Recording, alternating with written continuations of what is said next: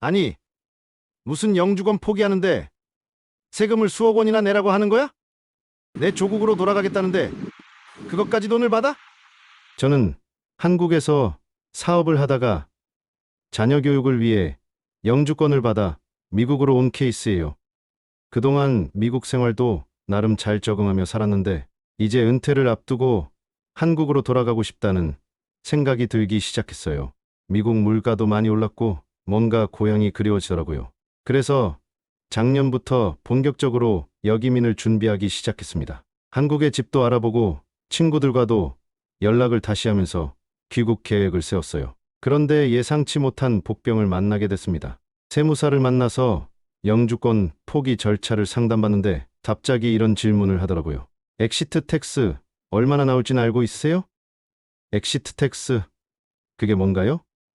영주권을 포기할 때 내야 하는 세금입니다. 혹시 순자산이 얼마나 되시나요? 그때까지만 해도 저는 영주권 포기하는데 세금이 든다는 걸 전혀 몰랐어요. 그냥 서류 절차만 밟으면 되는 줄 알았거든요. 세무사가 자세히 설명해 주는데 정말 충격적이었어요. 영주권을 8년 이상 보유하셨고 순자산이 200만 달러 이상이시면 Covered Expatriate라는 대상이 됩니다. 그러면 엑시트 텍스 적용을 받을 수 있어요.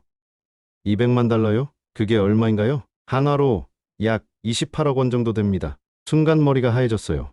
제가 가지고 있는 자산을 다 합치면 그 정도는 충분히 넘었거든요. 그럼 세금을 얼마나 내야 하는 건가요? 이 세금은 이재 매각이라는 개념을 적용합니다. 실제로 자산을 팔지 않았어도 마치 판 것으로 간주해서 양도소득세를 부과하는 거예요. 더 자세히 들어보니 정말 복잡하고 무서운 제도였어요.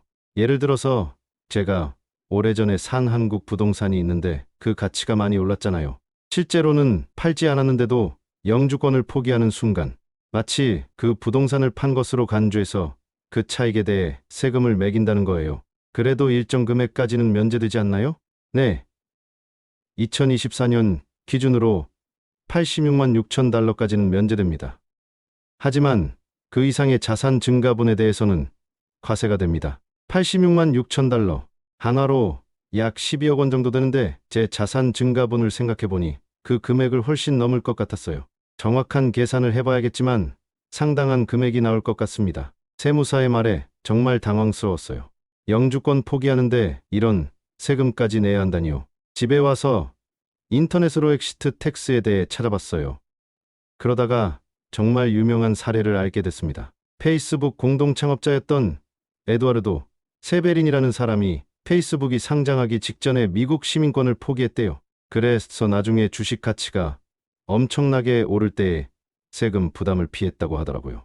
당시 뉴스에서는 그가 600만 달러 정도의 세금을 절약했을 것으로 추정된다고 했어요. 반대로 말하면 그가 시민권을 포기하지 않았다면 그만큼의 엑시트 텍스를 내야 했을 거라는 뜻이죠. 이런 사례들을 보니까 엑시트 텍스가 얼마나 무서운 제도인지 실감이 났어요. 다시 세무사를 만나서 더 자세한 상담을 받았습니다. 혹시 이 세금을 줄일 수 있는 방법은 없나요? 물론 있습니다. 하지만 미리 계획하고 준비해야 해요.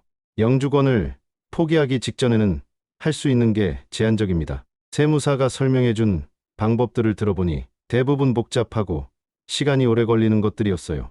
순자산을 200만 달러 이하로 줄이는 방법도 있고 자산의 포트폴리오를 바꾸는 방법도 있습니다. 하지만 이런 것들은 보통 영주권 포기 3년 전부터 준비해야 해요. 3년 전부터요?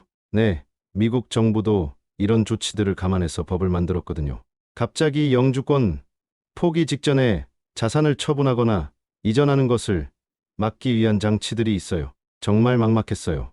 이미 역이민 계획을 구체적으로 세워놓은 상황에서 3년을 더 기다려야 한다는 건 현실적으로 어려웠거든요. 그럼 제가 지금 영주권을 포기하면 정말 많은 세금을 내야 하는 건가요? 정확한 계산을 해봐야 알겠지만 상당한 부담이 될 것 같습니다. 집에 와서 아내와 상의했어요. 여보, 엑시트 텍스 때문에 역이민을 포기해야 할 것 같아. 그게 그렇게 많이 나와? 세무사 말로는 우리 자산 규모로 봤을 때 상당할 거라고 해.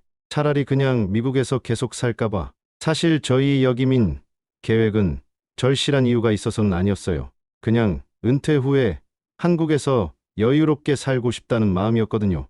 미국 생활이 불편해서도 아니고 꼭 한국에 가야 할 급한 일이 있는 것도 아니었어요.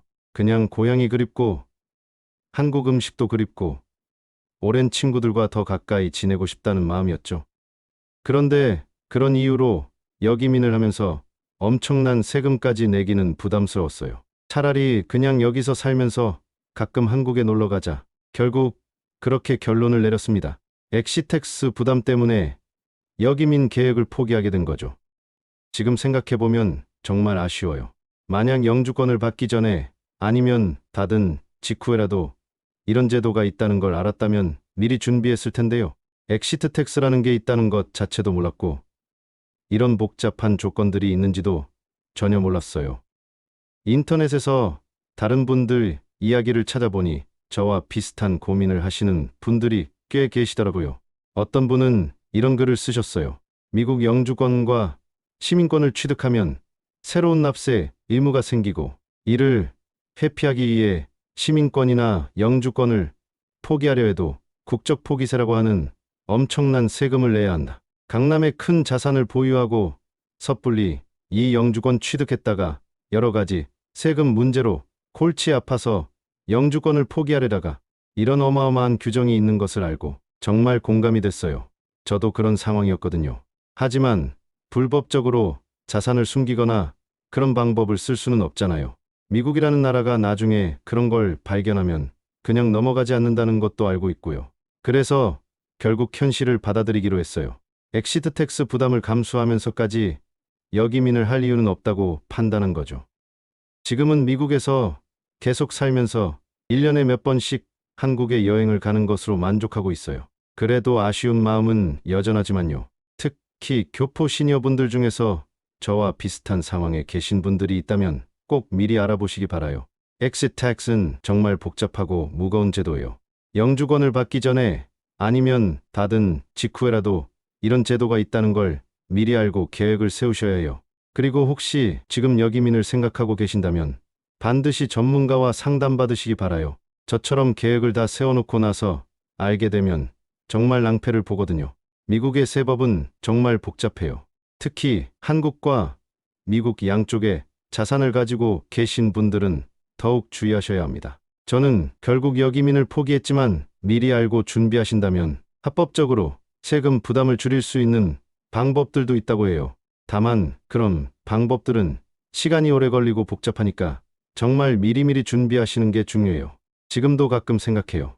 만약 엑시트 텍스가 없었다면 지금쯤 한국에서 친구들과 함께 소주 한잔하고 있을 텐데 하고 말이죠.